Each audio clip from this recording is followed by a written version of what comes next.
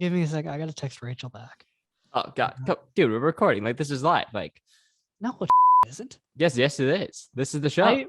So you're just starting it, and then like 5 minutes in, I'm doing an intro. We're just rolling right now. That's how we do it here. We're just rolling. This is the I don't show. like that. This isn't fun.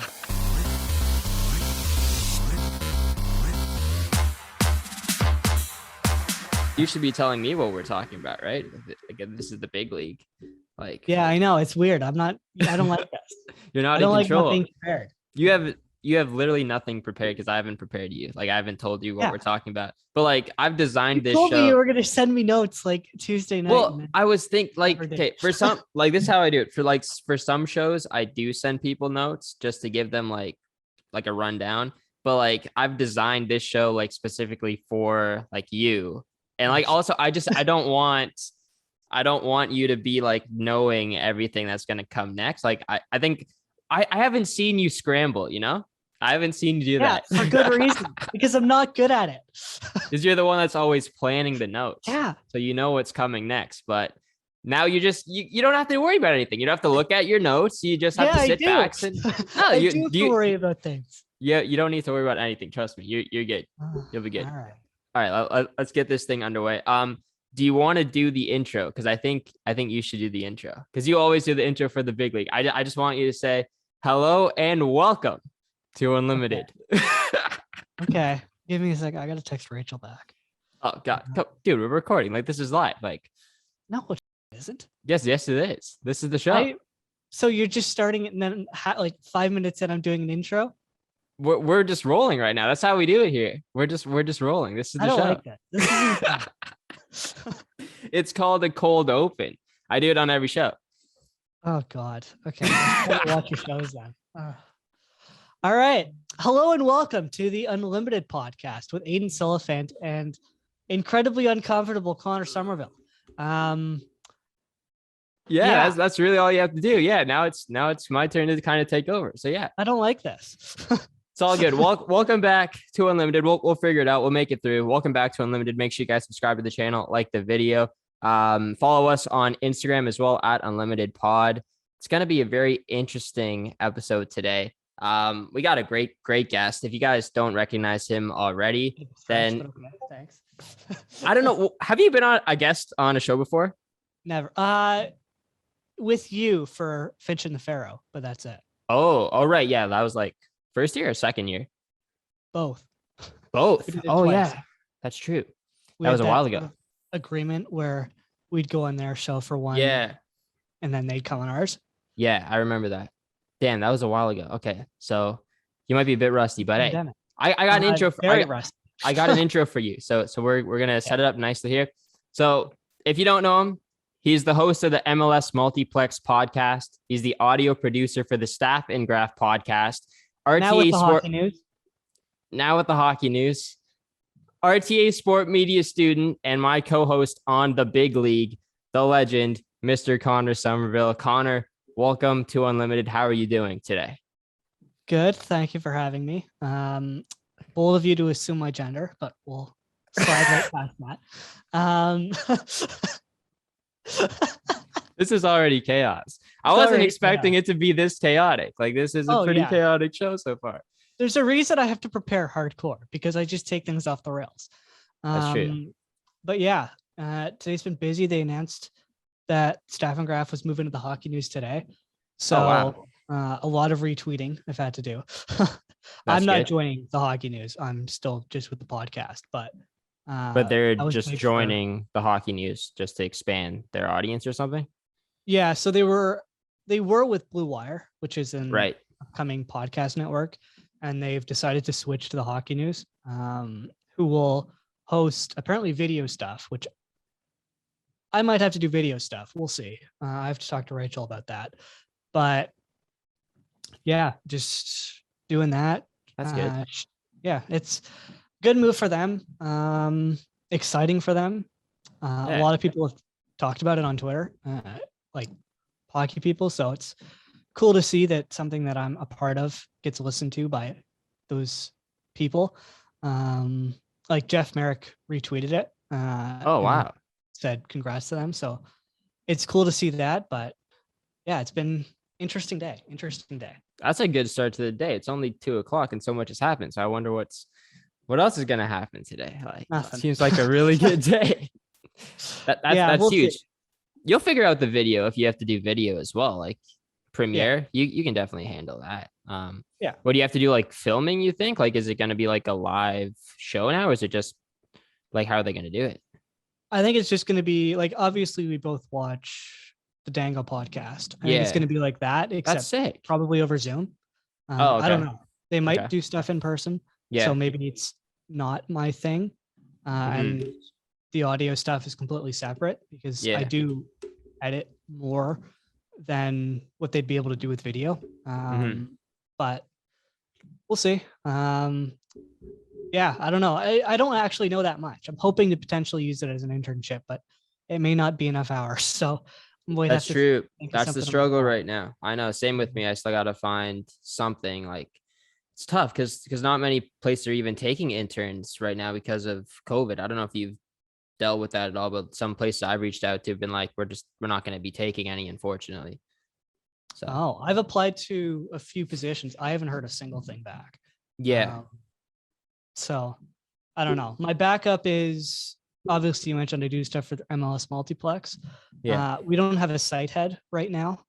So I may apply for that and say, could we use this as an internship? But that would also be a lot of work. That'd be a lot of work. That's something you continue after the internship for sure. Then that's like a job. Yeah, kind of. They don't really, I don't know how much I can say, but they don't pay very well. Right. There are some things going on behind the scenes too that I don't know if they're public or not. So yeah, it would be sort of a last ditch sort of thing, but I'd enjoy it. I think it would be interesting running a website. So yeah, that's right up your alley, obviously. So yeah, you could definitely do that. Yeah. A lot of writing though. A lot of writing. You got to do an article a day. You like writing. I mean, yeah, well, that's how you get the hours though, right? Like, yeah, but an article a day? That's true. You got to be creative. That's like a lot. You do one on like every TFC player. Funny you say that. I actually did an article in December where I went through each section of the roster and made the roster decisions for myself. Okay. Came out to about 3,000 words. Jeez. So doing that kind of writing would work, except it's a ton of work and requires in-depth knowledge of players that nobody's heard of before, which that's true. Is a struggle because I haven't heard of them either. So it's you gotta do research on them, a lot of research. Yeah, but hey, with what TFC are doing right now, like there's do you know my notes? Like, good transition, man. I gotta say, are we talking TFC? I gotta bring up this signing. This signing is pretty big.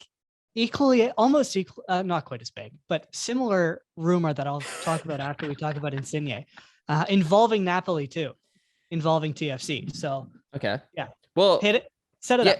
I'm setting it up because this has been like a crazy week for TFC.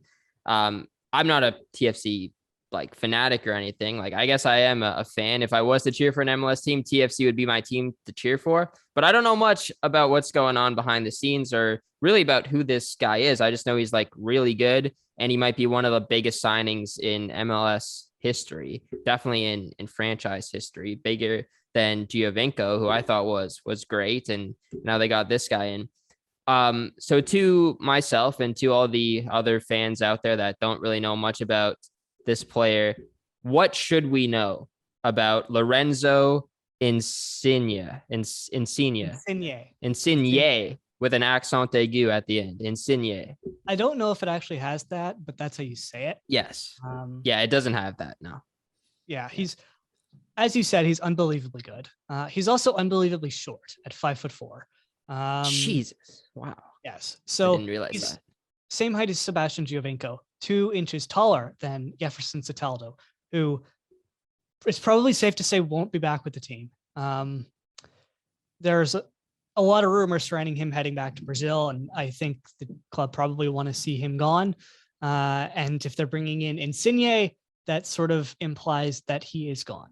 But yeah, this is one of the biggest signings in league history. He's a guy who just came off of winning the Euros with Italy as a pretty crucial part of that team. He was the captain or co-captain of one of the biggest teams in Italy, in Napoli, who are currently, when I did my article on him last week, they're third in the Serie A. He had offers from clubs like Tottenham, Atletico Madrid. He's a very dynamic attacker too. He's really, really good dribbler. He's got a shot on him, so expect some bangers. For a short guy, he's actually pretty quick. He's got some legs to him. Obviously, he's 30, so he's sort of on the back half of his career. Still in the prime, but not like prime. Yeah. Sort of starting to tail off. But yeah, it's the biggest financial input, I guess, the club's ever made in a single player. They're paying him, according to The Athletic, I think it's Sam Stagecall and Paul Tenorio, so that he's going to be making around 15 million US before taxes. Jeez. Which works out to around like 8.2, somewhere in between there, per season, which is absurd money. Yeah. The highest salary this season in MLS, for a bit of context, was Carlos Vela, who I think made 6.9 million US before taxes. So he's the highest paid player. Yeah. By a couple then. Wow. Yeah. Jeez. He's probably the highest paid player ever, unless you want to include David Beckham, who got, the way his deal worked, they really structured it so that he could buy a team from MLS for, I think it was either 25 or 50 million, which is now valued at hundreds of millions of dollars. Yeah. So in that way, I guess Beckham's salary might have been a little bit higher, but Insigne has the highest dollar period of, I think, any player the league's ever seen. That's insane. Like that's huge signing for TFC, obviously. And what do you think, like, the immediate impact is going to be of having a player like that? Because I guess ever since Giovinco left, they've kind of gone off hill a little bit. But do you think now that they have Insigne, then they can just like kind of get right back to that same spot? Yes and no. I think they brought in Pozuelo sort of the year after, or pretty soon after Giovinco left. I remember that. Yeah. So they have like two like top of the line players now in Pozuelo and Insigne, I guess. Yeah, and we'll get into the other rumors, but I don't think that'll be the only top two players they'll have. Jeez. Okay. But yeah, they sort of fell off this year, especially because they were really affected by COVID. They had to play all their games in Florida, which was a challenge. A lot of injury issues too. Pozuelo missed a lot of the season. He had some personal things going on behind the scenes too. He's openly said this, so I'm not breaking anything, but he and his wife got divorced, which I think was probably pretty hard on him. And they brought in Soteldo. That fit wasn't really good. It's probably not unlikely that he's gone. I think they want him gone, as I said. So yeah, this season was a challenge. Next season, this season was challenged initially because they brought in the wrong coach in Chris Armas, who didn't work out and is now an assistant coach for Manchester United. Wow. And if you've been paying any attention to the news, the Manchester United players don't like him. So we'll see how long he lasts at Manchester. But just from the beginning, it didn't work out. He, for some reason, got into a fight with Josie Altidore and pushed him to the side. Then Javier Perez came in with, like, what could he really do? Theoretically, he was dealt an impossible hand, and they sort of tried to play out the season. The first sort of 5 games looked very promising under Perez, and then it wasn't. They got really bad. They finished second last in the East, which I guess is sort of an improvement, but it's very bad. Or were they last the season before? No, they actually went to the playoffs the season before. They went to second round, I think. They Oh lost to yeah. Nashville. Yeah, I'm slightly remembering that. Yeah, they sort of defied expectations. They brought in Omar Gonzalez, who really helped the back line initially, and then didn't last 2 years. Very didn't. Right. So, yeah, I don't know. There's going to be a lot of changes with the team for sure. Insigne is the first one of many, if rumors are to be believed. So, Okay. yeah. If that's true, then why do you think like now is the time for like MLSC and TFC, I guess, in specific to be going out and getting these players? Like, do you think there's like a shift in the culture within soccer in Toronto right now? Like, why now is the time to go all in for these guys? One big reason, and it's not even in most people's minds right now, and it's World Cup 2026 coming to Canada, and Toronto is. I'd be shocked if Toronto wasn't a host city. So you want to become a soccer market for that, and you want to become a destination because all of these world talent class players are going to be coming to Toronto to play games, and they're going to experience the city. So it's a really good opportunity for you to say to players, look, this is what you could have here. We're legit. We will spend money on you. We want to spend money on you. And Insigne is just the first example of that. And they're targeting the Italian community because there is such a big Italian community in Toronto. So it's sort of a setup in that they are trying to attract talent because they know that they're going to be able to capitalize on it in a few years. And this is just the first step, especially with the Canadian national team having so much success in the last year. Yeah, that's been fun to watch too. And like, I'm not a big soccer fan at all, but just watching them play those games in Toronto and in Edmonton in like the freezing cold weather, like it was just cool to see. And like some of the goals that they scored were crazy. Like the excitement amongst Canadian fans right now watching soccer is really like I've never seen it before, right? So it's just cool to see that, and hopefully they do qualify. They're first place right now in the qualifications, so things are looking up for them, and let's hope that they get in because that would be crazy. But yeah, I think you're right. I think it would make sense for them to be going out and getting these guys to show to the rest of the world that, hey, we're ready for this World Cup. Like we're a legit soccer nation. What are some of the other rumors though? Because you're saying they're not done yet. No, they're definitely not done yet. Mostly because they have 3 center backs under contract, which isn't good enough at all. And their biggest issue last year was the back line. But the big one that sort of came out this morning from Michael Singh, and I trust Michael a lot when it comes to this sort of thing, is Teresa Mertens, who also plays for Napoli. He's Belgian. He's on the older side. He's 34, turning 35 in May. But he's really good. He's also an attacker, has pretty good chemistry with Insigne. And if Dwayne Rollins is to be believed, who's also a soccer reporter who covers the club, he tweeted this, 10 minutes ago, in reference to some of the rumors. One of them is, I think, a joke, maybe. I don't know. But he sort of graded on a Flames scale in terms of how many Flames the likelihood is. Mertens is currently at 4. So is that a 5? I guess, because that's tied for the highest with another Italian, Domenico Cuscito, who's also a 35-year-old defender in Serie A playing for Genoa. Salcedo, who is a Mexican center back playing for Tigres in Liga MX, is sitting at 2 Flames. And a guy named Andrea Bellotti, who is a striker who plays in Italy.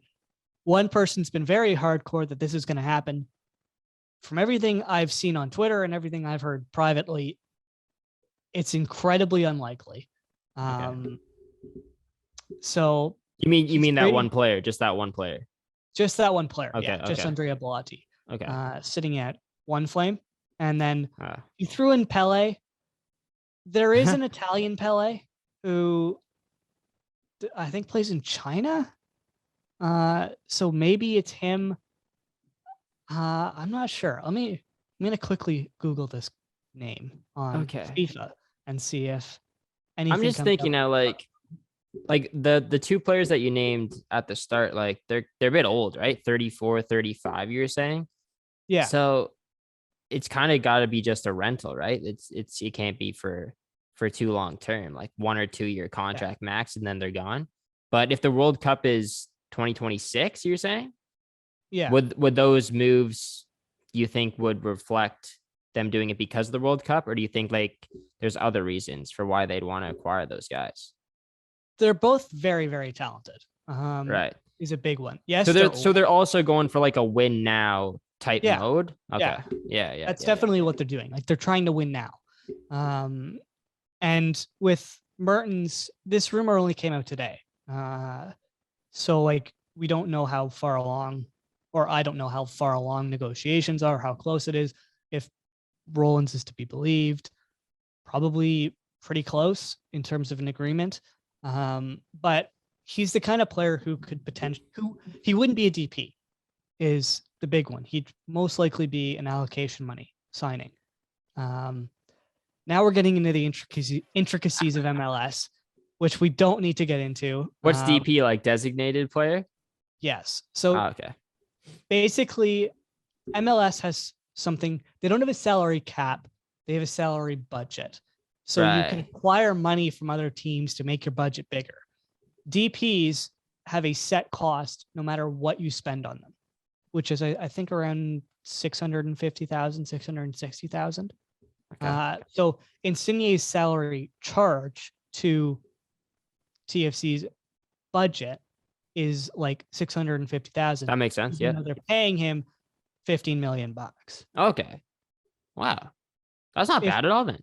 That's a good deal. Yeah, that's very good. That's why DPs are so valuable. Yeah. With Mertens, he'd likely be in the allocation money signing, which means whatever salary he gets is what counts against their budget. So if they pay him the max allocation money signing you could make is what Michael Bradley's making at 1.5 million. He would count as 1.5 million against the salary charge. We won't get into how you can buy down salary charges and stuff because that's way too complicated. But that's sort of the difference between the two signings. There's probably less risk involved in bringing him in on an allocation money transfer because it would probably be easier to move him out if they want to. But he's incredibly talented. So if you can bring him in, you bring him in. Same thing with Crescito. Even though they're old, they'll really help that backline and that attack. And TFC need that pretty badly. So they finished second last season, and now they are arguably maybe the favorite to win MLS if they do get these guys, I guess, right? If everybody is signed and on paper, they have the chance to do that. That'd be crazy. Like last to first, basically. Yeah, they're definitely not the favorites yet. They're far from that at this point. They're probably a middle of the pack team, even with Insigne, who's only coming in July, which is about halfway through the MLS season. So, really? I thought the season started in July. That's why they were like, he's coming in July because that's when the season starts. But when does the season start? February. End of February. Okay. Oh, okay. So they're not going to have him for like the entire year. When does the season end? October. So they'll have him for about a long season. Okay. Yeah, it's a long season. You play again. You have to remember it's different than like the NHL and stuff because they play 1, maybe 2 games a week. If you're really stretched thin, you'll play a game on Saturday, game Wednesday, another game Saturday. So it takes a lot longer to play the games, which is the big thing.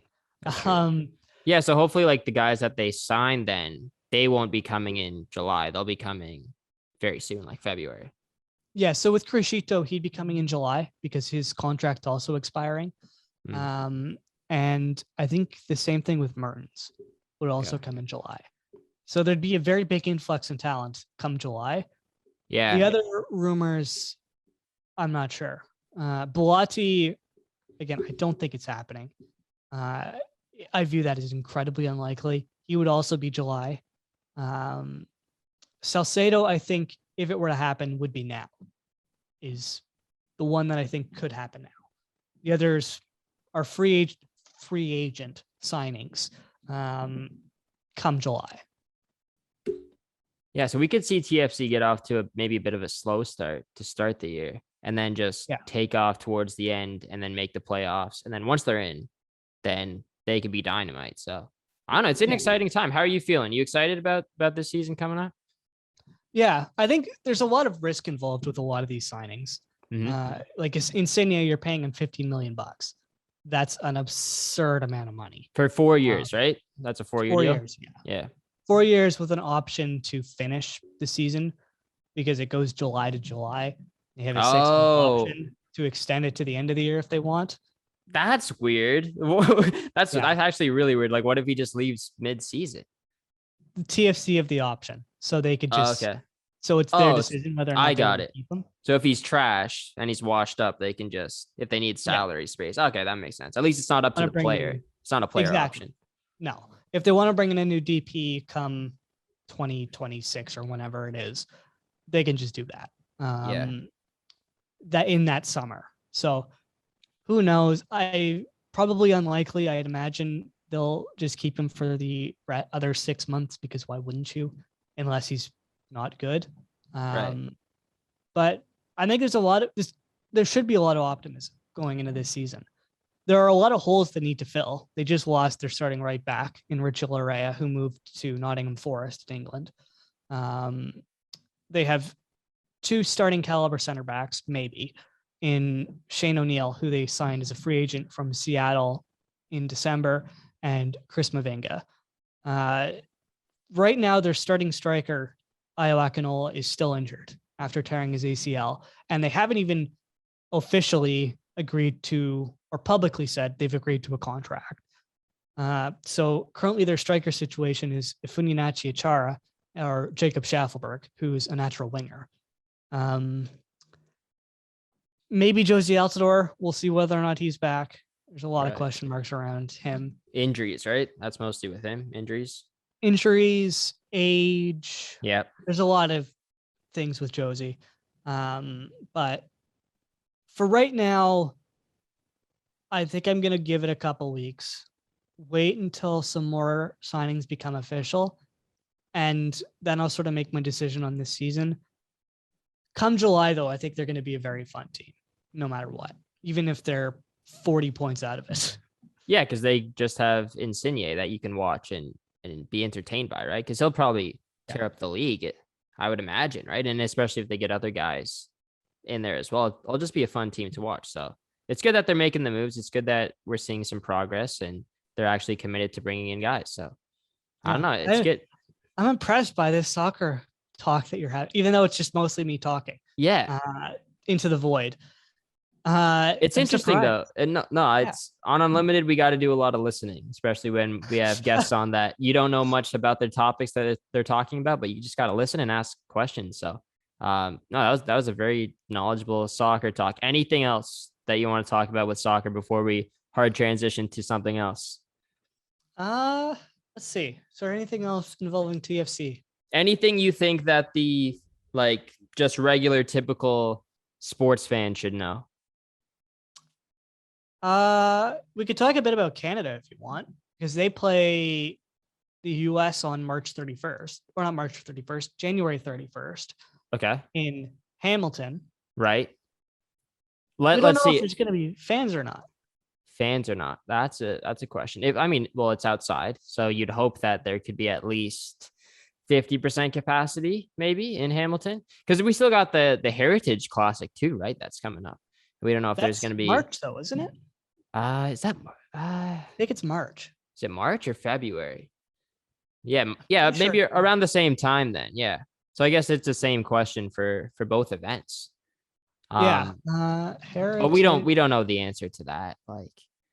I don't know if there's going to be fans or not. You'd love there to be fans, especially Canada, US, having those rowdy Canadian fans there. That's going to provide a lot. Do you think they're going to win though? Do you think they'll beat US in that game?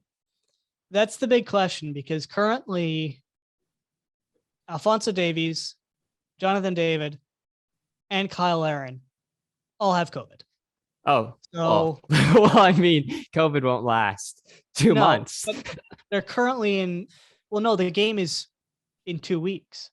Wait, the game's in 2. Wait, what date did you say?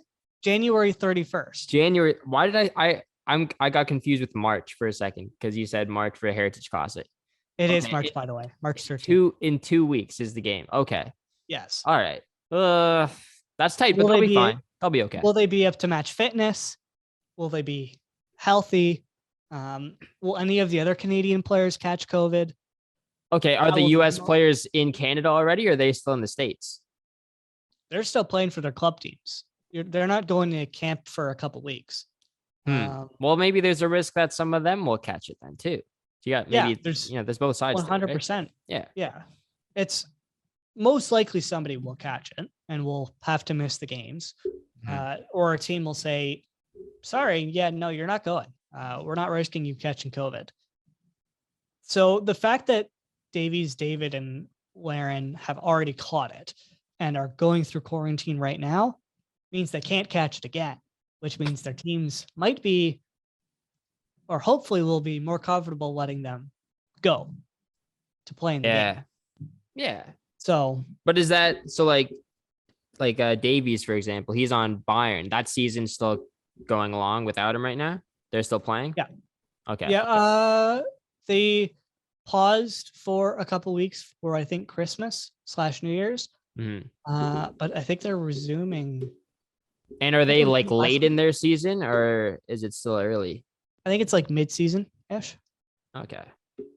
So there's still a ways to go. They're having a bit of an outbreak at Bayern. So okay. Maybe it's better if he's here then. Yeah, possibly. Although he's already caught it, right? So he's going through everything. Is it solely up to the team though, if they want to send their players or not, or is it up to Davies? Because like if he doesn't play and he's healthy, perfectly healthy, that would not be a good sign for Canada. Exactly. I think it's mostly, it's weird in COVID. Normally you have to release them for international windows, international games. But with COVID, some leagues have been saying, we're not sending players to certain countries. So that was an issue in the earlier games in CONCACAF because Britain, which is the Premier League, said these players can't go to these countries and play, which included like Mexico and Haiti and Jamaica. And I don't know if those are exact countries, but those kind of countries that were in CONCACAF for sure and featured players. So Mexico was really affected by that because their best player plays in the Premier League.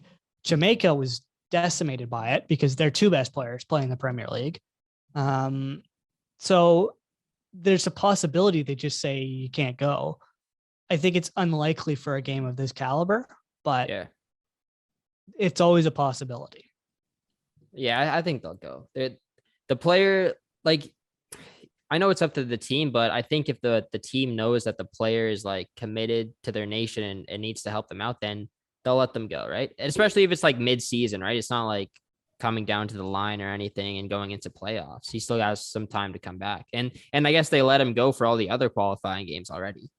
So yeah. So I can't see Davies not going. I think he will, unless he's been hit hard by COVID and he won't be fit enough. But he's been doing Instagram lives in quarantine. So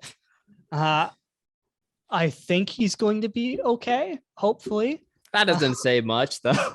No, but he's active on TikTok still. He's able to talk for a long period of time, right? And have that energy. So it should mean he's staying fit. You'd hope, but who knows? There's, again, no guarantees at all. But yeah, we'll see. It's going to be a big game no matter what. Canada are undefeated. They'll try to stay undefeated in this window. It'll be a challenge because they're going 2 games away and their other game is at home against the States. But Yeah, this is sort of, if they win these 3 games, I'd be pretty confident saying they're guaranteed to go to the Qatar. Damn. All right, that's pretty good.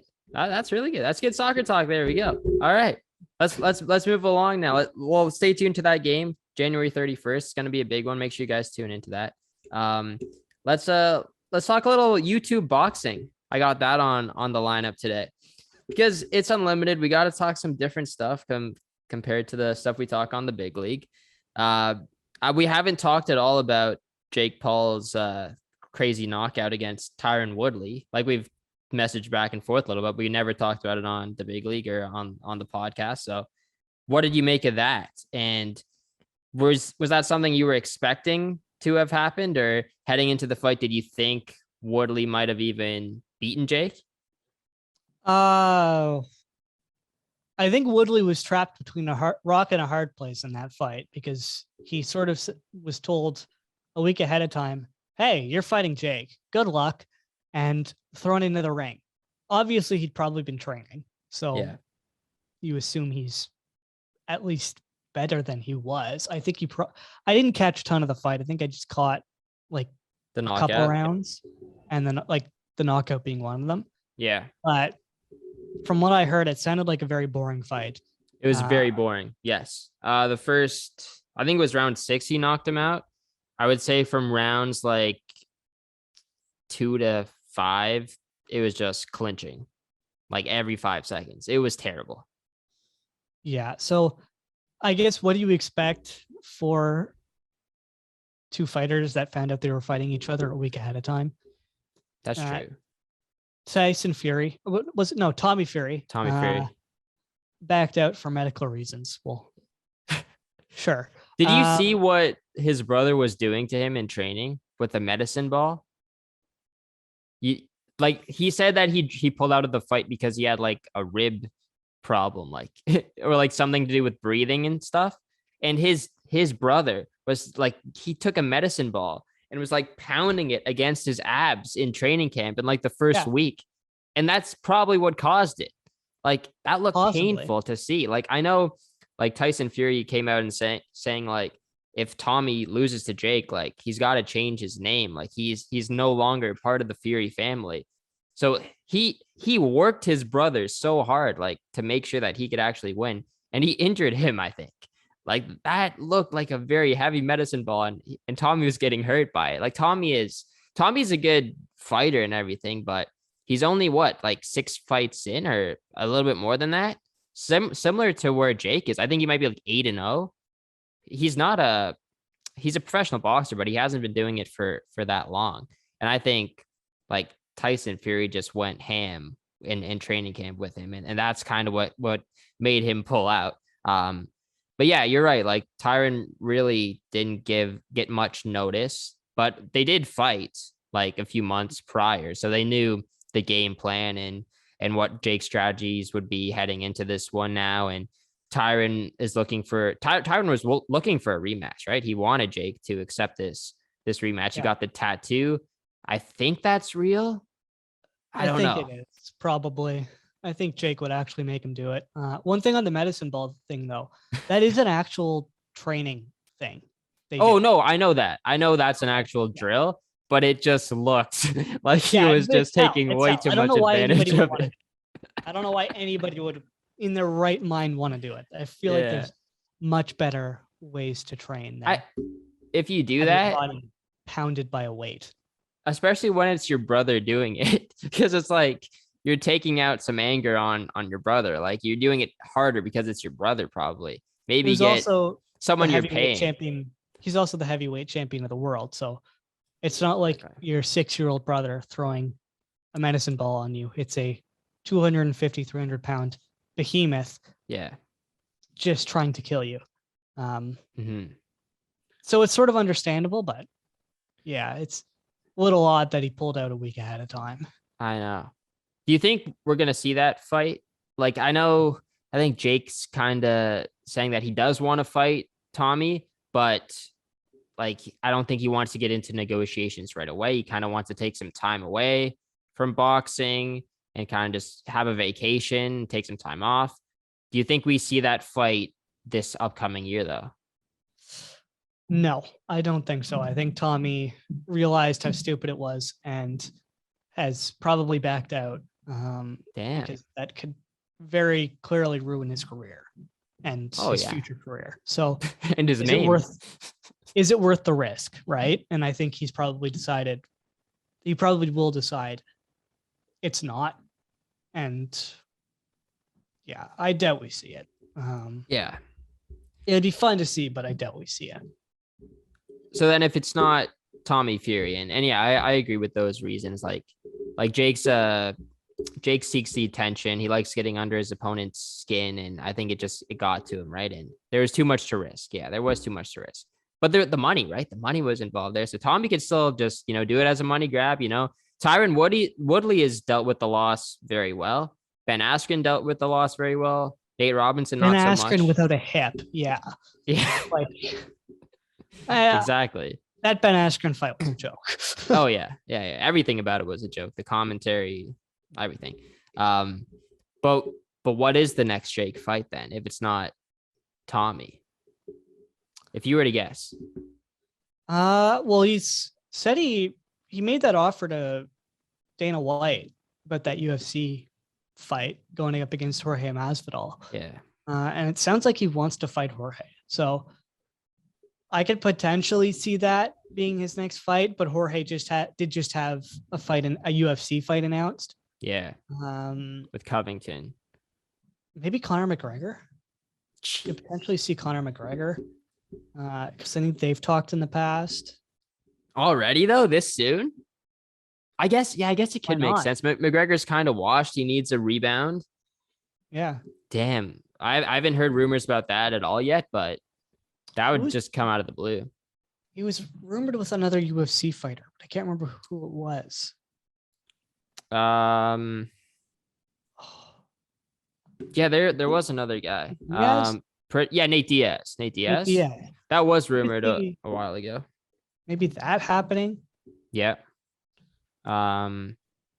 There's also just the rumor that he might even want to go into the cage, right? Like that's what Masvidal was offering him, saying, "Hey, you can come into the cage and we can just do like punching. I'm not gonna do any kicks or anything. We can just go in there with MMA gloves and try and outbox me." And then we did see some. Sorry, Jake would get killed. The guy already bleeds very easily. Never mind with those small gloves on. Definitely. That's very true. Yeah. And I think even if like they did get into the cage, I wouldn't be so sure it's just going to be boxing. Like Masvidal won't care. He'll do flying knee right off the bat. The only way I could see them potentially getting around that is instituting some sort of thing in the paperwork where for every kick or knee you get fined. Like with Logan in the Floyd fight, where every pound over, it was $100,000 fine or something. That's true as well. But then again, like these guys are already like super rich. Like they'd be willing to take a hit. I think Masvidal would. That wealthy. Masvidal definitely would, because he has Dana White in his corner. Like Dana would pay that, like would pay it off just for Masvidal to knock out Jake Paul. Like. Yeah, I don't know. I think Jake should be careful. I think he's better suited in the boxing ring. And I do think that if Masvidal was to have a boxing match with Jake Paul, then Jake Paul could definitely win. I don't see a reason why he couldn't, because he's trained boxing for almost 4 years now. Masvidal has mostly been training MMA. I don't think he's really been in a boxing gym for the most part.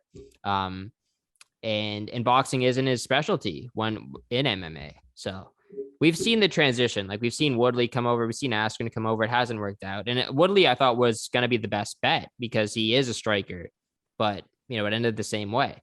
So what about the idea of Jake Paul versus KSI? KSI was on Logan's podcast yesterday. He was talking about it a little bit.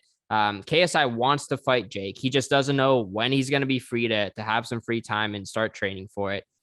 Will we see this fight, or do you think that's just, that was a thing in 2018, 2019? That's done now. There's no there's no real drama. There's no money involved in that fight anymore. I think they're genuine and that they do want to do the fight. The problem is, as you said, with JJ, he does so much other stuff. He's not going to have the time in 2022. Never mind, maybe even in 2023. So it's, I think, a minimum of a year to 2 years away. And will Jake still be in the scene by then? Will he even still want to fight him? Will JJ be at a point where he thinks he could still genuinely beat Jake after he's had X number of more pro boxing fights? After he knocks out Conor McGregor? Yeah, like, I don't know. I think I'd put it at 50-50 at this point. Sort of depends on what Jake wants to do and how sort of stuff comes together for JJ in terms of music. And he just launched that drink with Logan. Not available in Canada yet, but hopefully soon. Yet. Yeah. I think just States currently. Yeah. Soon Britain, maybe? Yeah, UK, I think in a couple of weeks. And then I don't know. I hope it gets released in Canada. I want to try it. If it's just a regular like lifestyle drink, then you can kind of drink it anytime. So yeah, they keep comparing it to like Gatorade. So well, that you can't really drink anytime. I don't think they've been comparing. Yeah, you could drink. Hey, you can drink Gatorade anytime. Well, if you want to go to the dentist like every week, sure. As somebody who has not had a cavity since he was 8 years old and drank Powerade and Gatorade quite regularly last year, I beg to differ. But interesting. Okay. Wow, I'm surprised. I wish I was more like you. But I do have some tooth problems, which you know about. Yes. It's kind of cleared up right now, at least for temporarily. Just gonna say you still haven't dealt with, but yeah.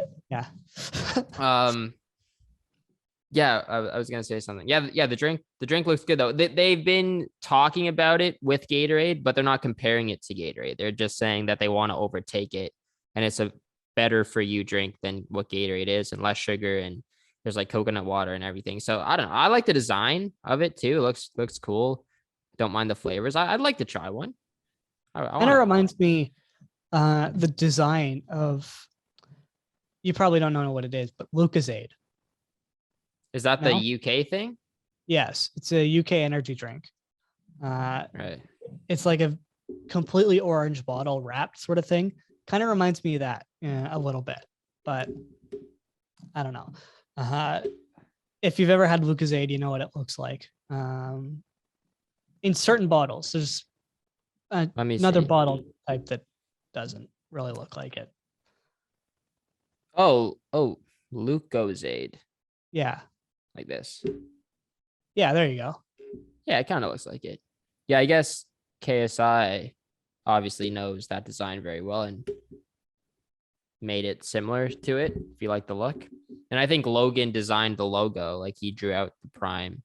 So yeah. I don't know. Good for them. He's got a lot going on. Yeah, exactly.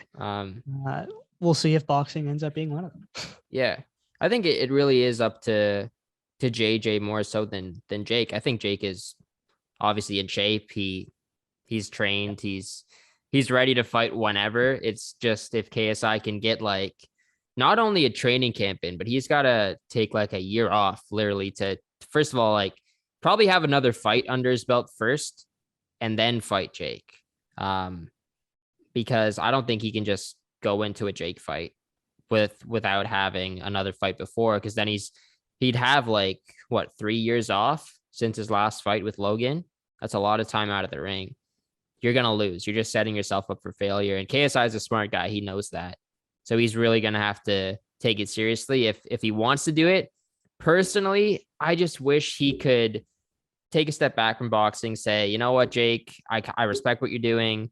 I don't like you as a person, but I really respect what you're doing in the ring. And we're done here. I don't need to fight you. It's done. We squashed the beef. I don't think you have another fight before you fight Jake. Really? Because I think you go in so that he's completely blind to your fighting style and how you fight. That's true. Maybe that's true. Maybe have it like behind closed doors, like a sparring match or something. Yeah, maybe they do. I just imagine they'll do a lot of sparring, stuff like that. I don't know.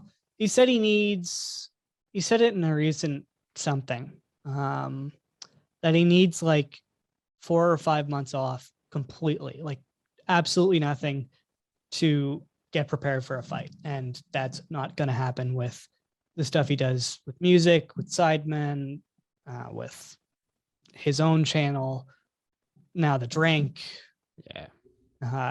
It's just, it's not realistic right now. So I think it's a ways off.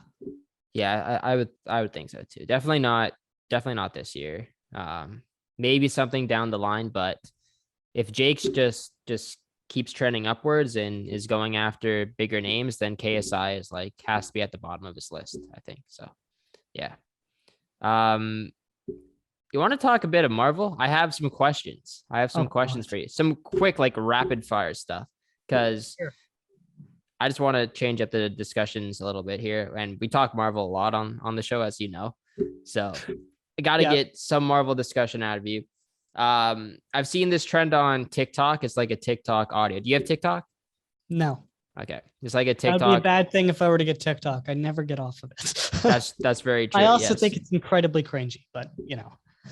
Luckily, my For You page has gotten a lot better. It used to be really cringy, but I've done the not interested on a bunch of the cringy stuff. And the TikTok algorithm has shifted towards sports and Marvel for the most part. So yeah, this is a TikTok sound. Favorite movie? What's your favorite Marvel movie? It has to be the original Avengers. Original Avengers. Yeah, okay. I saw that in theaters with a friend. Love that movie. That movie was so good. I could watch it all the time. Yeah, I can do it with most Marvel movies. I could watch all the time, but I really enjoy that one. Yeah, that's a great movie. I would rank that like top 5. That has to be top 5 Marvel movie. Yeah. My favorite is Endgame. Just it's the Endgame for a reason. I love that movie. Theater reaction was crazy. What's your favorite male character in the MCU?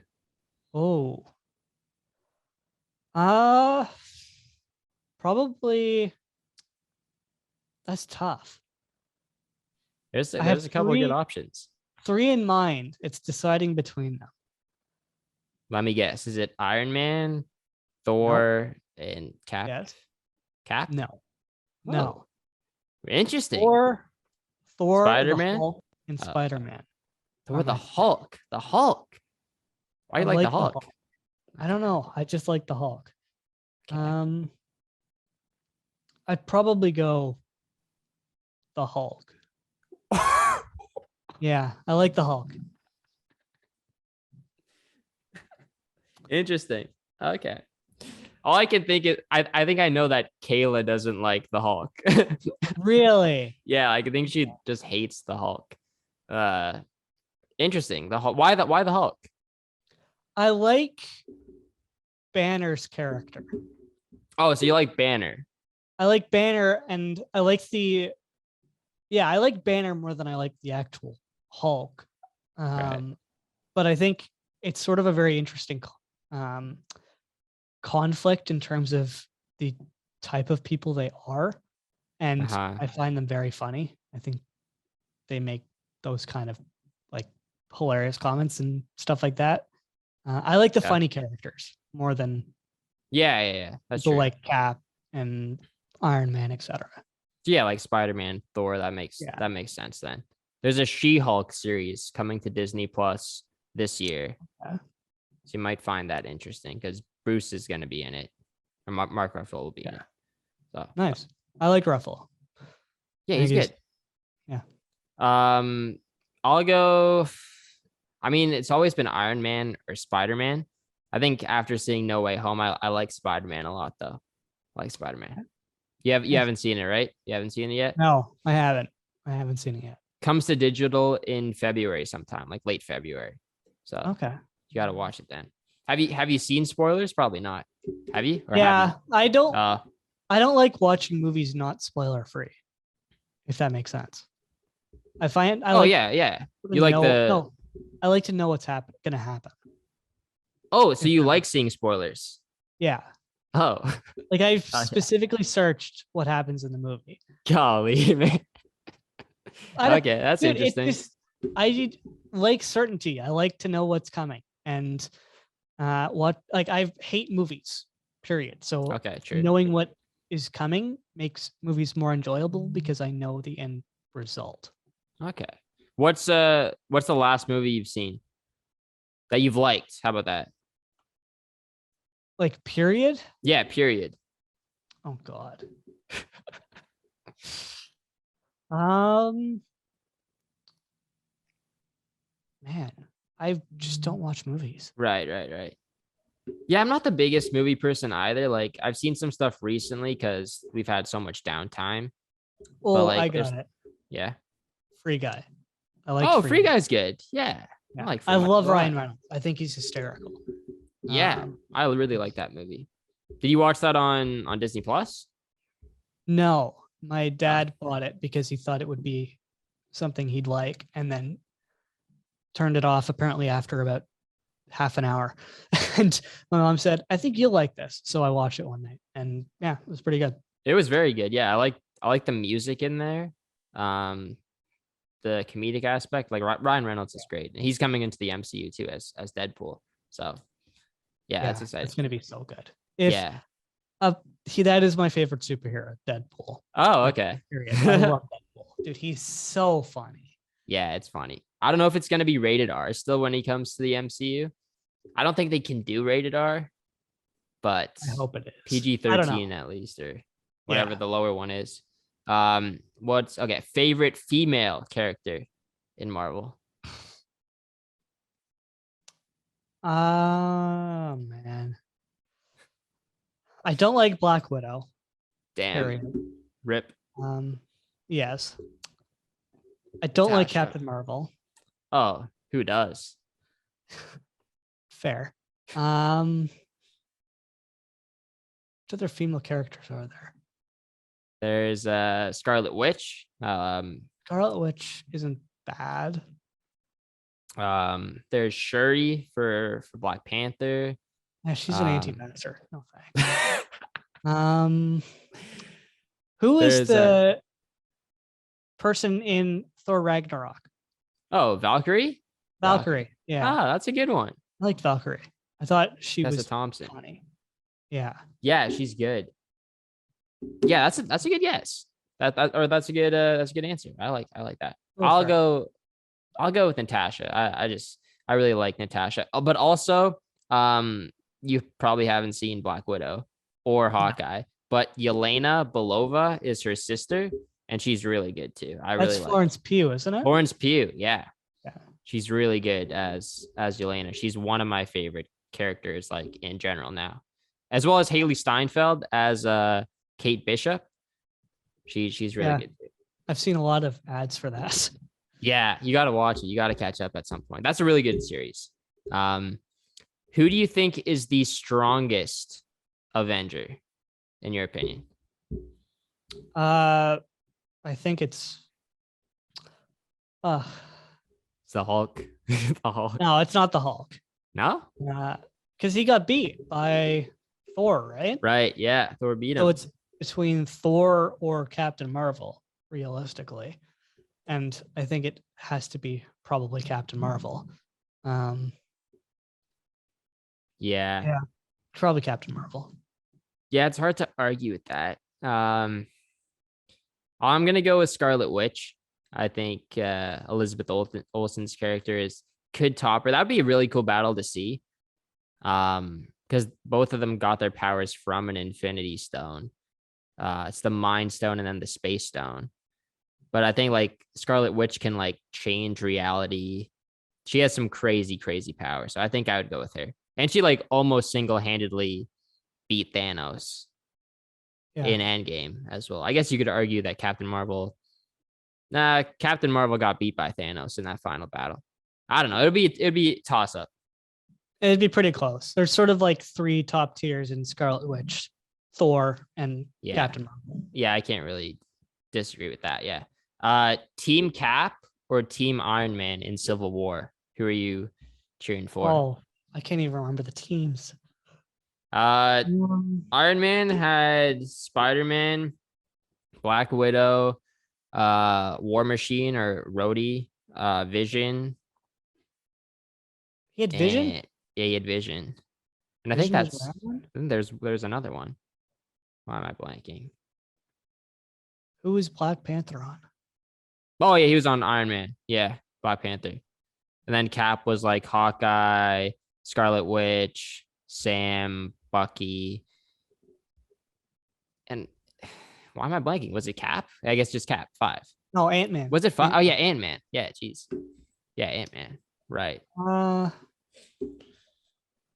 they both have their positives. They both have their negatives. Who was Hulk with? I guess nobody, because Hulk wasn't there. He was off Yeah. planet.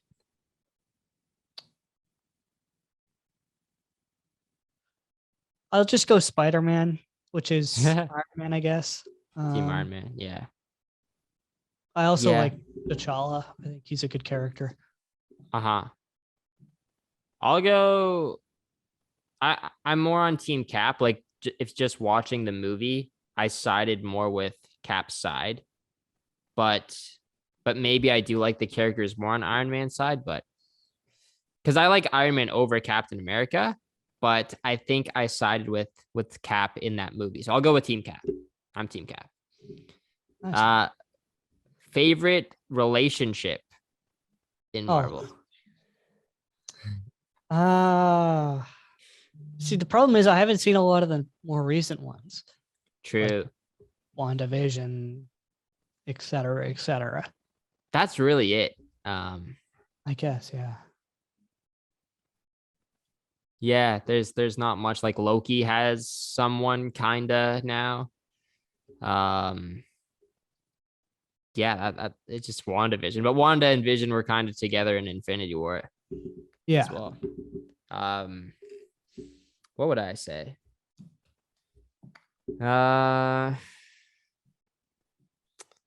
It's tough. I like Cap and Peggy a lot, even though they haven't had like any screen time together other than the first movie. But I just like, some people aren't fans of Captain America's story arc, like how it ended, but I really like how he went back in time to be with her.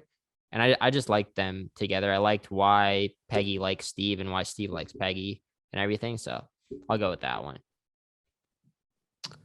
I will go Iron Man, and I'm blanking on her name. And Pepper Potts. Pepper. Yeah. Why not? Interesting. I don't know. It's the only real one I could think of. That's true. I could also have gone with Spider-Man and MJ. Yeah. That's a good one too. I haven't seen the most recent movie, so I don't know how that changes. But what do you mean? I thought you've seen all the spoilers. I haven't seen it. I've read about it. Okay.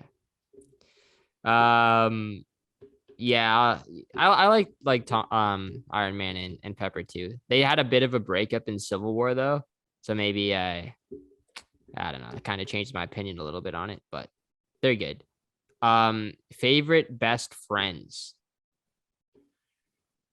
Oh. These are so tricky. Yeah.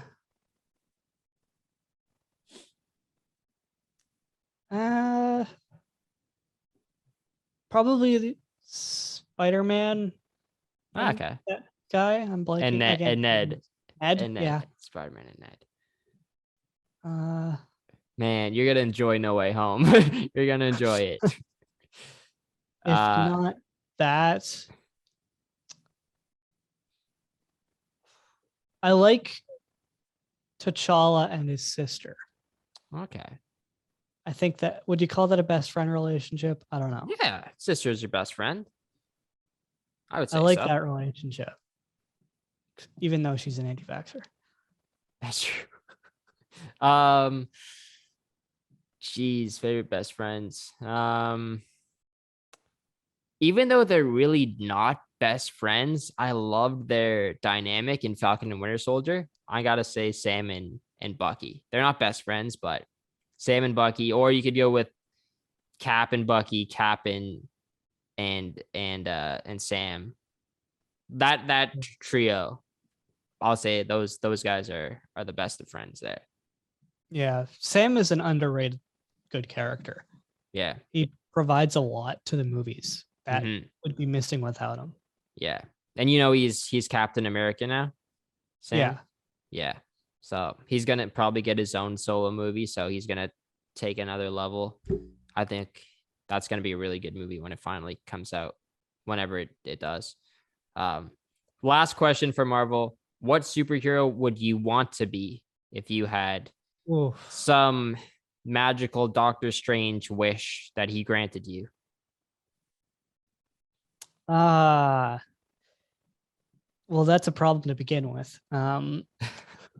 But unless you're Iron Man and you're rich, I guess, yeah, that'd be pretty. And then you could just retire. Yeah. Let's go Iron Man so I can retire. Or you could also die, I guess. Yeah, that too. But you would die with the biggest. Exactly. Everybody revered you. I'll go Iron Man. Yeah, fair enough. That's a good one. I mean, I've always liked Spider-Man a lot. I wouldn't want to be Spider-Man right now, but maybe Thor. I like Thor a lot. Yeah, I like Thor. I'd love to be a god of thunder. Professor Hulk could be fun too. Professor Hulk. Like when he was both of them. If you really like Hulk, then yeah, Professor Hulk is I don't know. I think that could just be fun. Yeah. Like you're a regular guy with regular opinions and everything, but you are 12 feet tall and 600 pounds of just muscle. Yeah. Yeah, there's got to be some negatives. Also a genius, because Banner was a genius. He's a scientist, yeah, and you don't quite have the power of the Hulk, but you're still like super, super strong and super tall. Yeah, and you're famous, like just walking around. People are like, "Wow, it's the Hulk," and they ask for photos. It'll get annoying too, though, right? That's true. Yeah, yeah, for sure. There's pros and there's cons to being a superhero. You could just be Hawkeye, and then you just completely blend it. So say it again. What was it? Such nerds. Such nerds. Hey, there's been some nerdy topics on this podcast before. Trust me. That's the point of this. The point of this thing. Yeah. Hawkeye wouldn't be terrible. But yeah, he would just fit right in. Isn't he starting to lose his hearing or something? Yes, he is going deaf. Yeah. I'd rather not do that. I like that storyline though too. If you watch the show, it's cool and it makes sense. Like he's gone through so much and he's been a part of some really loud explosions and crashes and stuff. Yeah. So it just makes a lot of sense for his character. Yeah, that's the wrap on the Marvel segment of the show. We aren't doing hot takes. That's the one. Is that difference. It? Are we done? We're coming to an end. Yeah, I keep it around hour 15. That's where I keep it around. It's normally between like an hour and 5 minutes to like, I think the longest I've gone is like hour 40 minutes, something like that. But I keep it around an hour. We're not doing hot takes, but I guess this is kind of a hot take. I want to talk Leafs, but just one question. Where do you think this team is headed this year? Where's the end game for the Toronto Maple Leafs this season? I think they definitely get through a round.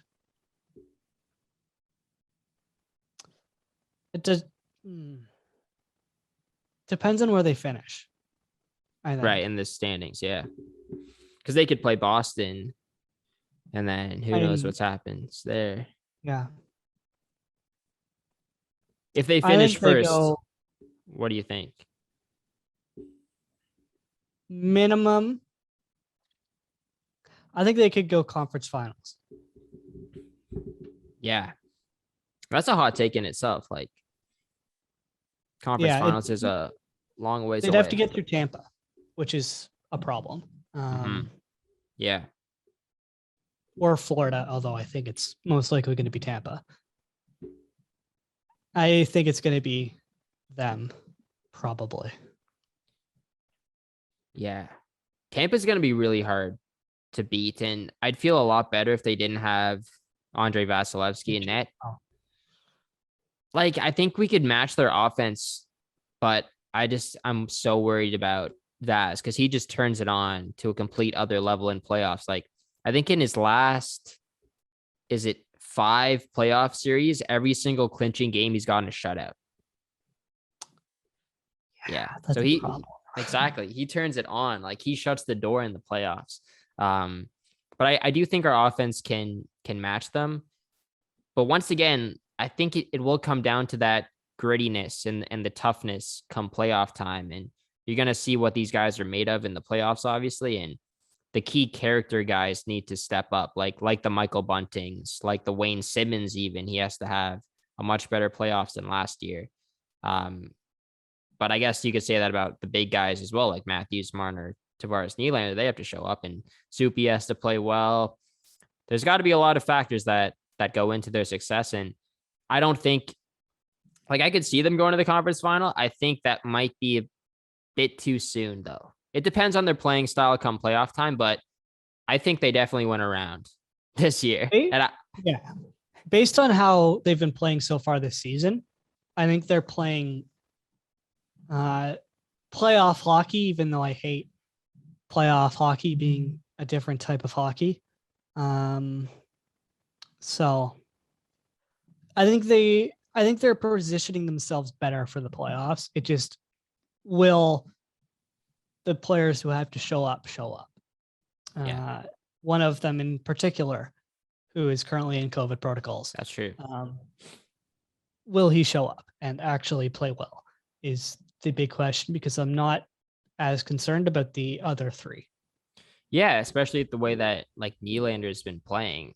He's been unbelievable. Matthews has been like Rocket Richard caliber. Tavares has been pretty good. And Marner's had a good season so far. But yeah, is that going to translate to playoff success? And also, is it going to translate to goals as well? Because the goals have once again been down for Mitchie. And we've been saying, like, God's shoot sake, the puck. could he get a goal in the power play, please? Yeah. Oh my God, it's been what, like 3 years at this point? The last power play goal he got was the game I was at in February of 2020. It was my last Leafs game I went to. And that was like the viral TikTok video I had of him scoring on like a 4-on-3 power play in overtime against Ottawa. That was his last power play goal. And then COVID happened. In overtime, yes. When they had... So it wasn't even a real power play. It was a 4-on-3, and they had 4 forwards out there, the big 4. And it was a slap shot. One-timer from the point. What was the last regulation time power play goal he scored?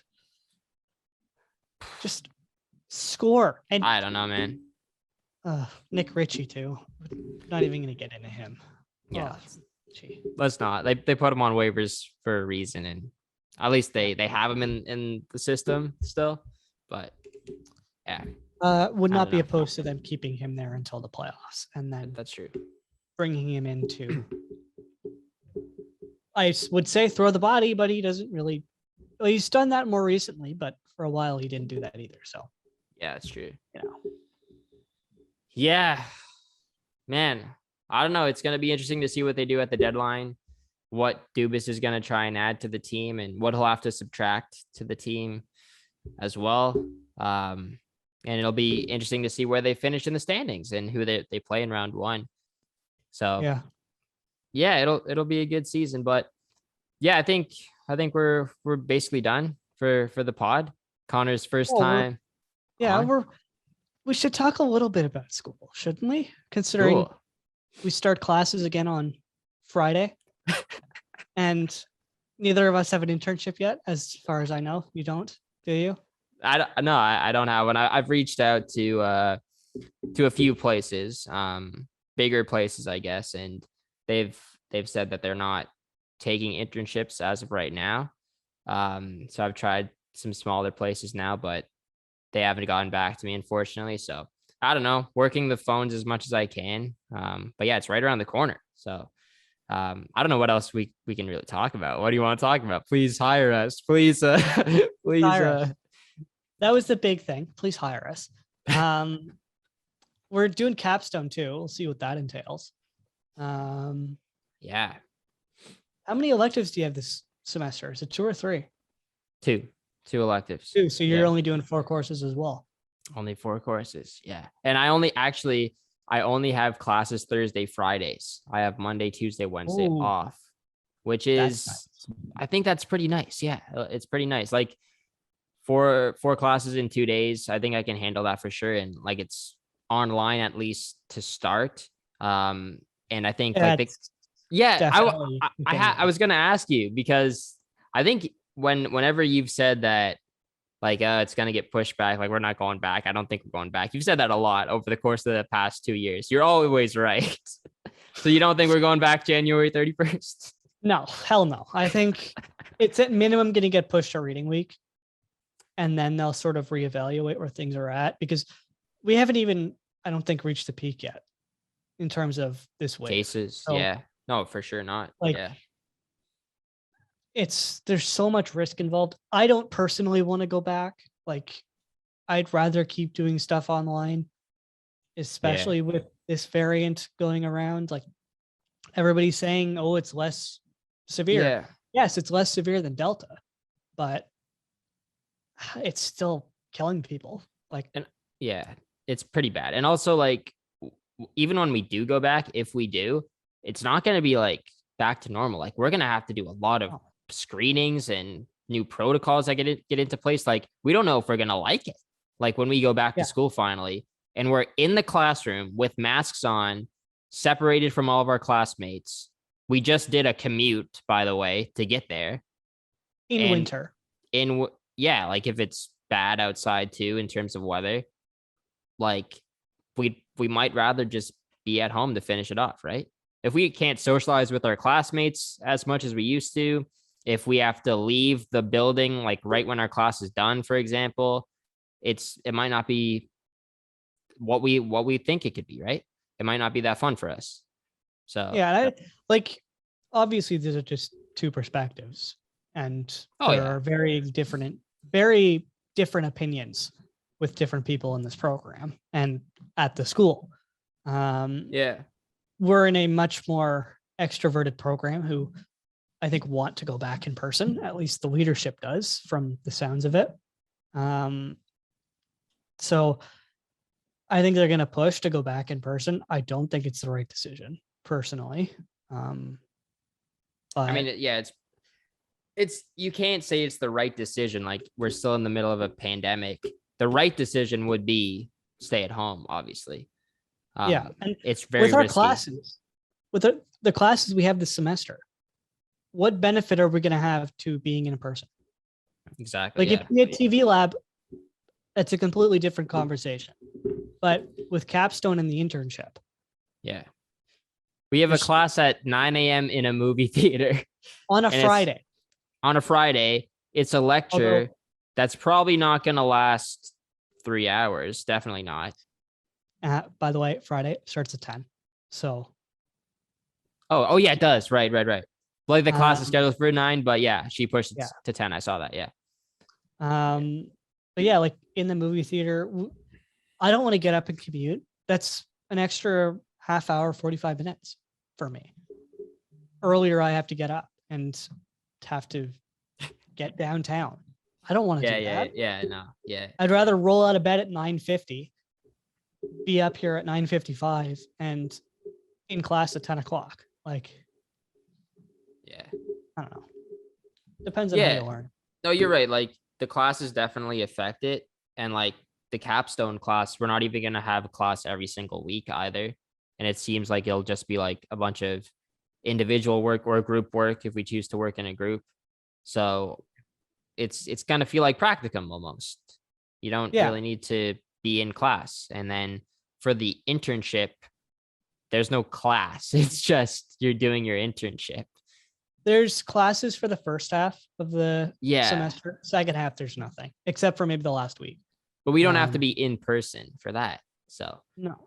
And do your electives really matter if you're in person? I have one that would be beneficial to it being in person, but that's it. I'm blanking on the second elective I have. One of the electives I'm taking is another creative industries class.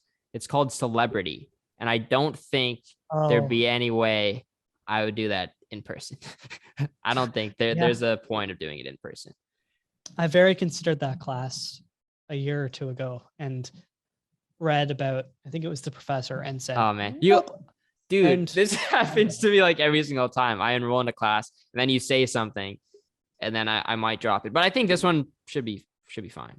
Professors, I don't have too big of a problem with. It's more so like the curriculum of the course. Actually, the past 2 semesters, I've dropped out of a course right after the first class because I was just like, nope, not having it. Too much work, too much reading, too much math.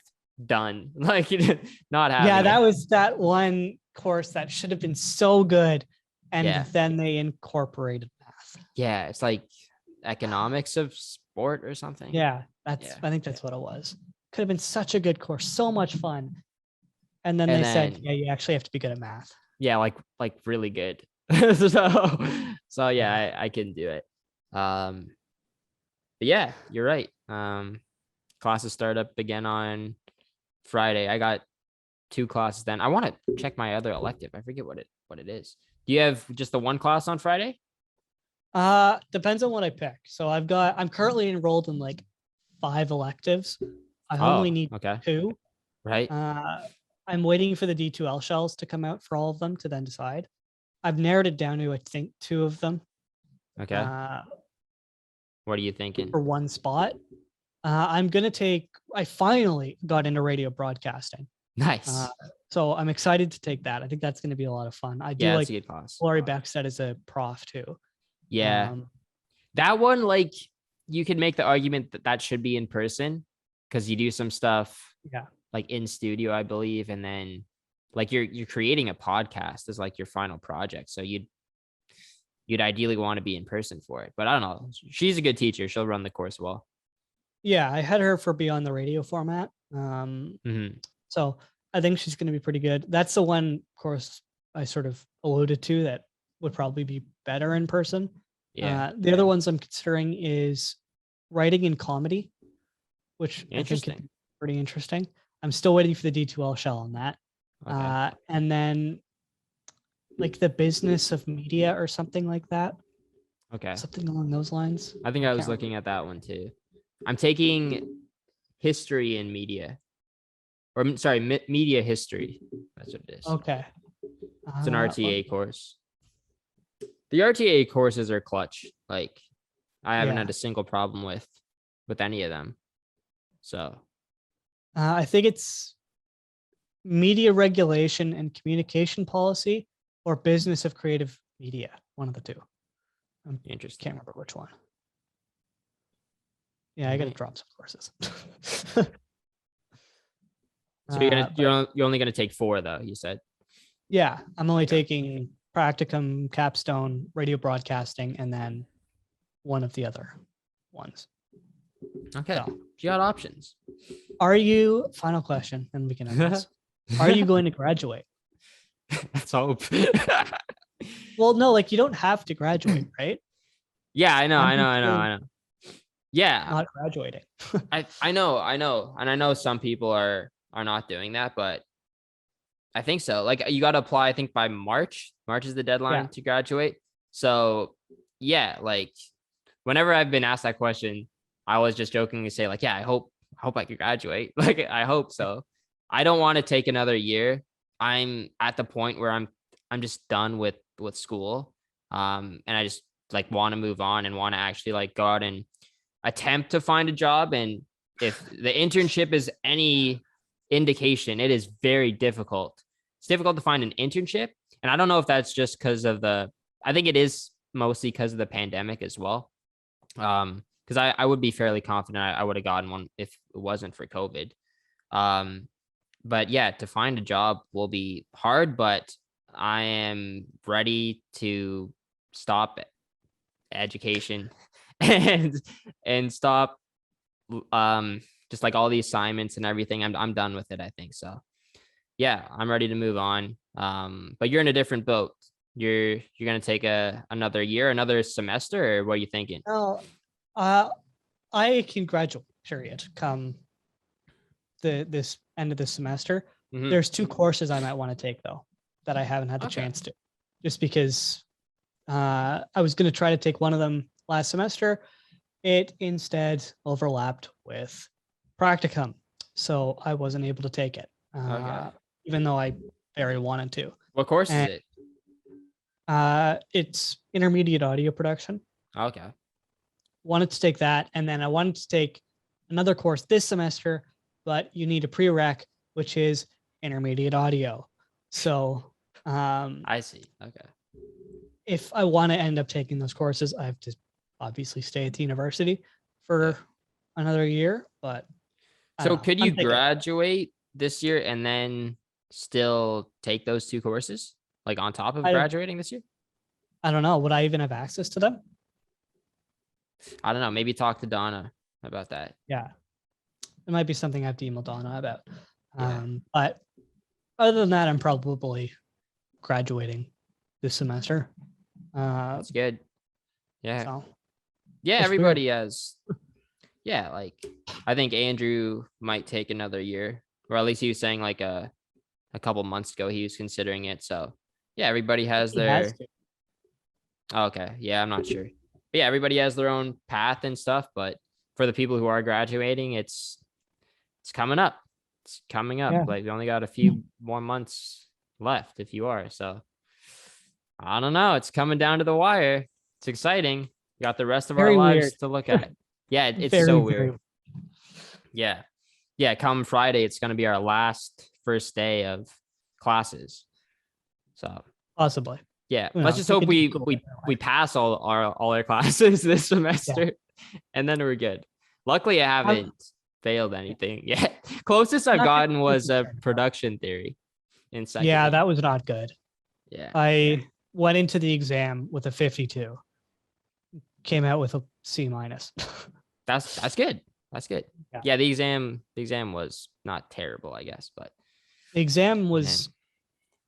I thought I studied a lot for it, pretty easy, and the setup kind of helped too. With just it wasn't that stressful. No, like I don't know. It's like 300 people in lecture hall sitting beside each other, just doing the same exam. So yeah. Anything else you want to talk about? You're running the show now. You're looking at your notes. My notes. Subscribe to the Big League is the big thing. Oh, I was gonna say that. Yeah. Subscribe to the Big League. I was gonna say follow Conor on Twitter. Follow him on Instagram. Follow the MLSMultiplex podcast, Staff Graph podcast. Am I missing anything? What else do I do? Your articles. Yeah, you can check those out on MLSMultiplex. They're crap, but I was gonna watch our documentary. There's a big Breaking the ice. Shout out 3 of our guests who made Team Canada for the women's hockey team. Emma Maltese, Sarah Fillier, and Jamie Lee Rattray. Yes. That's really cool. That's insane. Shout out them. If you haven't watched that, watch it. But I have a feeling if you're watching this, you've already watched it. So yeah. Maybe. I know some people have said, hey, I haven't gotten around to watch a doc, but I'm definitely gonna watch it soon.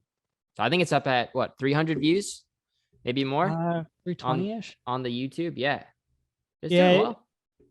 We got initially like 200, and then once we fully released it, we got another, I think, 100-ish.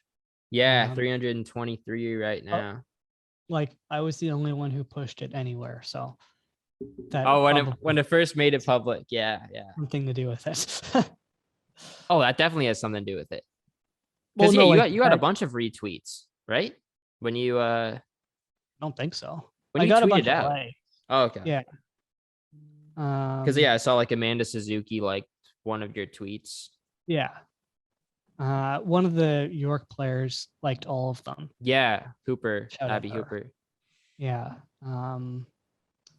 Yeah, watch the doc. It's a good doc. Yes. 25 minutes long. Let us know what you think about it. We might be coming out with a trilogy this semester. Really? I don't think so. We'll see. I highly doubt it. But you never know. It's always possible. 4 likes. Who was it? You, someone who used to write for the website that I write for. Person named Kelly Chung, who is good friends with Rachel and Mike, who's one of the most supportive people who I've never met or ever talked to. So shout out her and Abby Hooper too. For the actual tweet that I mentioned everybody in, Casey did, who followed me back. Shout out Casey. Amanda, Torres. Ellen, Ty, and Abby Hooper again. But yeah, those names are probably nobodies to you guys, but watch the doc. You'll understand. They're all players. They're all great people, and it was just a fun doc, and it was just a lot of fun. That's really how I can sum it up. Exactly. So check it out. Check it out. Be a legend. Check it out. Check out my writing. Check out the MLS Multiplex podcast. Check out the Staffing Graph podcast because they just moved to the hockey news. And they just released a new shop where you can buy merchandise and stuff like that. So this guy's pretty good. He should be a radio host, I think. Maybe. I don't know. All right. I think his voice is a little annoying, to be honest. Not at all, but all right. Thank you guys very much for watching Unlimited. After you said all that, thank you very much for watching Unlimited. Subscribe to the channel, like the video, show Conor a lot of love, follow him everywhere on social media. We'll be back with an episode probably very soon. I don't know. School's starting up 2 days from now. So I don't know if I'm going to be able to do any more anytime soon. I'm going to try to. Check out the last podcast I just did with Zarius on Spider-Man No Way Home. It's really good. But that'll wrap it up. Cool. Thank you very much, Conor, for coming on. First appearance done, out of the way. Thank you. Have to get you back on. First guest appearance, but we'll have to get you back on at some point down the road. So, thank you guys very much for watching. See you guys later. Take care and peace. Bye.